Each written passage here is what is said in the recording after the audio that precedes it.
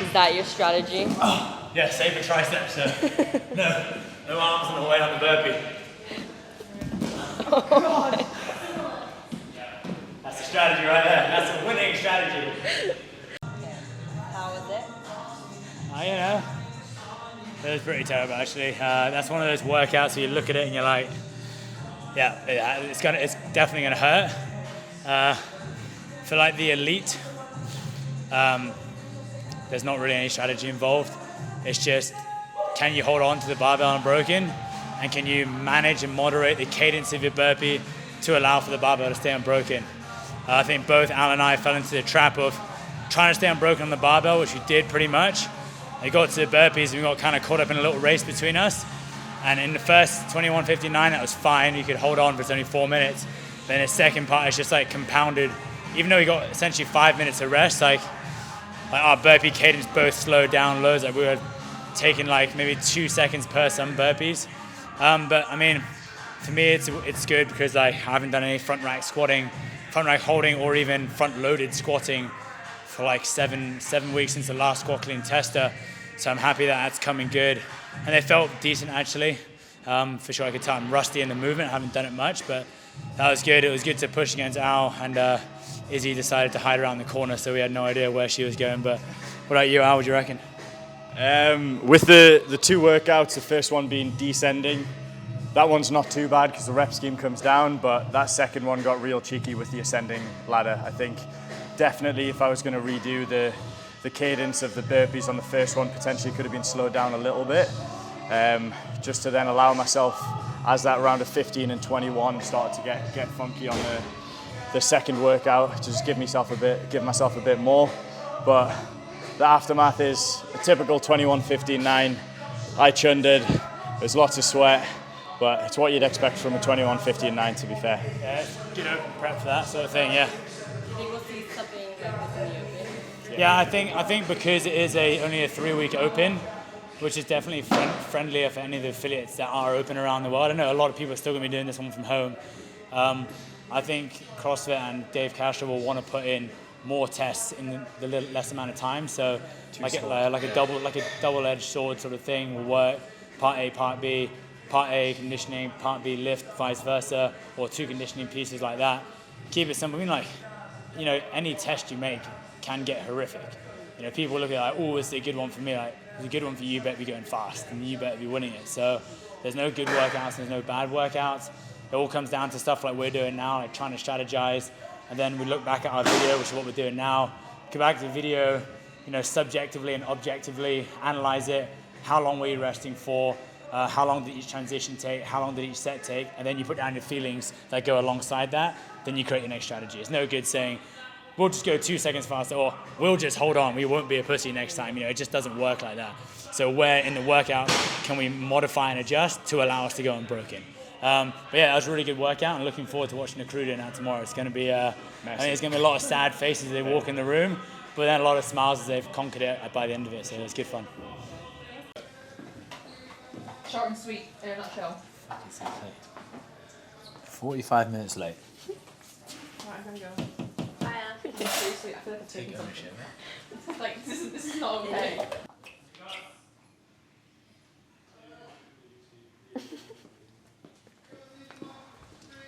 Hello, Stephanie. Have fun. Oh, fuck.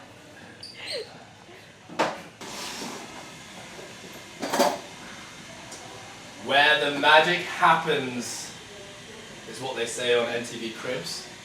This is an MTV Cribs. What are you doing now? We are about to record a podcast, Kiara. Mm-hmm. Today's podcast is going to be coming out in 2 weeks' time, and it's all about the CrossFit Open. Very different format this year. It's been so long since we've done a CrossFit Open that we're going to just kind of remind people on all the the do's and the don'ts of the CrossFit Open, to have a bit of discussion. I also just want to hear about Ant, his thoughts in terms of his prep, what that's going to look like. I'm sure Ant is going to laugh at me and what my prep's going to look like, but you know, entertainment, that's what we're here to provide. The official sponsors of hard work. Team, welcome back to the Live Perform Compete podcast. Today in the studio is Ant. Ant, welcome. I think the reason we chose that workout, and you know, myself and Al are the ones who typically put our heads together for the Saturday testers, is the 21:59 format is probably the most CrossFit-y type format you're going to see. A lot of the benchmark workouts are designed around the 21:59 format. So that's the first part. That's why we chose that. Second part is that a bar-facing burpee barbell combo with a light load where you're kind of cycling it at quite a fast speed is something we often also see in the sport. Typically kind of see the, last year we had thrusters and burpees. We've had thrusters and burpees pretty much every year, and we've had the snatch burpee combination. So the last reason we chose that format was that this year it's been hinted that there's going to be 2 workouts per week. So we've been trying to think about, on Saturday testers, about recreating or preparing our athletes for the Open as much as possible. So the idea here was how can we make this a 2-part workout? So that's why we did the 21:59, 9:15, 21. Is that going to be something we're going to see in the Open? Who knows, Kiara? But based on data, I would be inclined to think we're going to see 2 workouts each week. I don't know if it's going to be 2, because what we saw this week, the 2 tests were very similar tests, just kind of different rep schemes, slightly different movements. I don't think we're going to see all that much of that. I think we're going to see probably more like a conditioning piece into a strength test of some sort.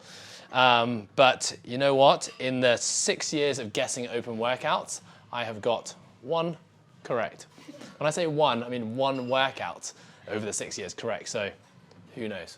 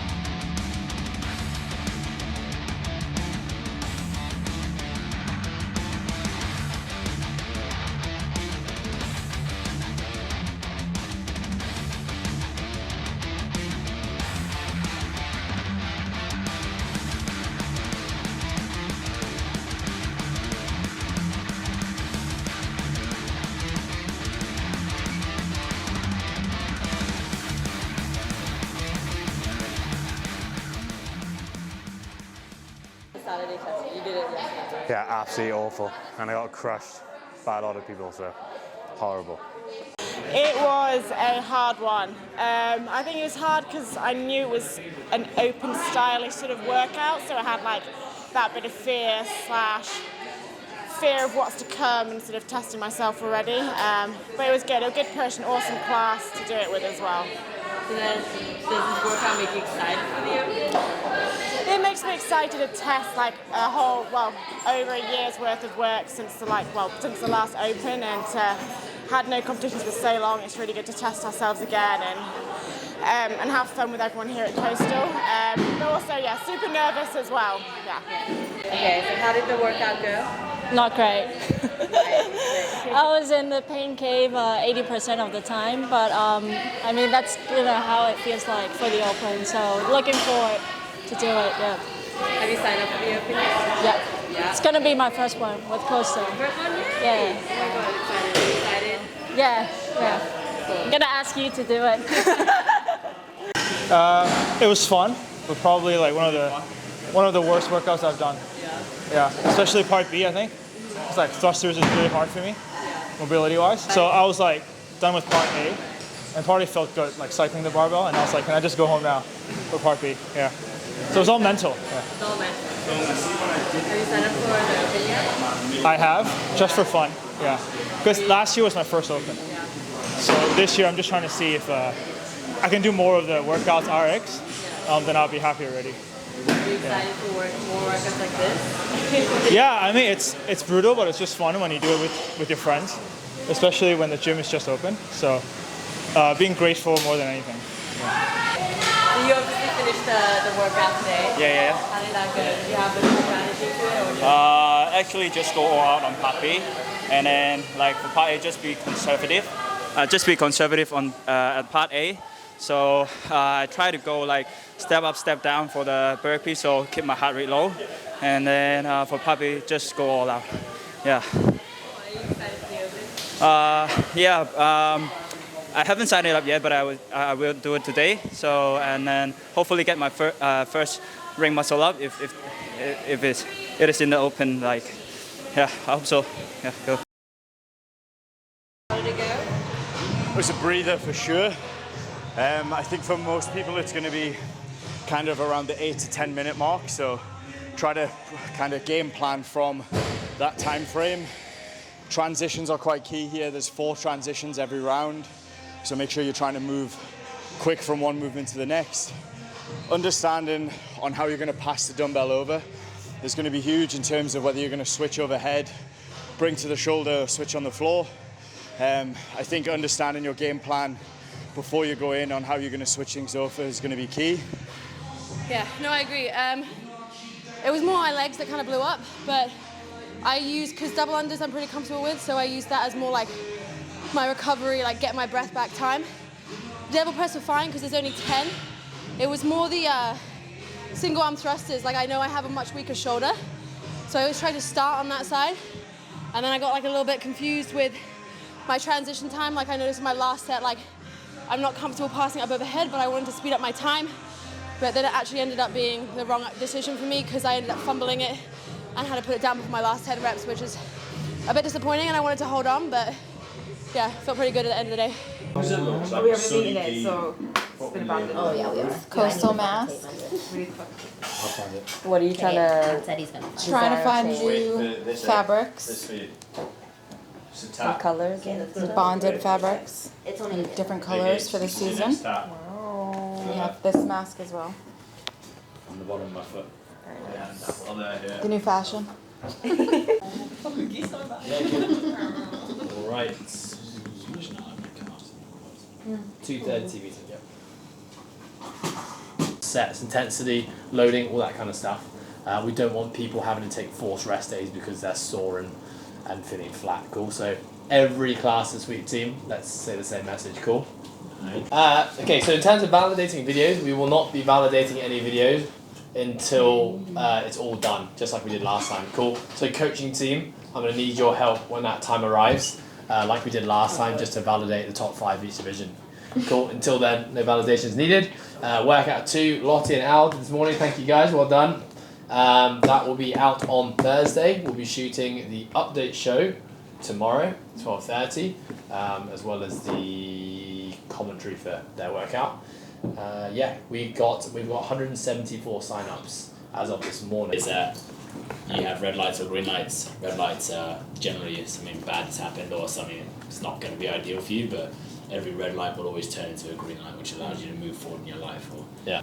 Sometimes in order to find your identity, you just look at who you don't want to be, and then you start from there because it's easier than to think of who you want to be, and then you know what you don't want to be, who you don't want to surround yourself with, what you don't want to do, and then you're able to then form your identity. So it's like, as I said, if you want to find out who you are, you first got to figure out who you're not. Yeah. And then it becomes easier, because if you're always trying to figure out who you want to be, I think it's just easier, that process of elimination, and that narrative comes in so many other parts of life.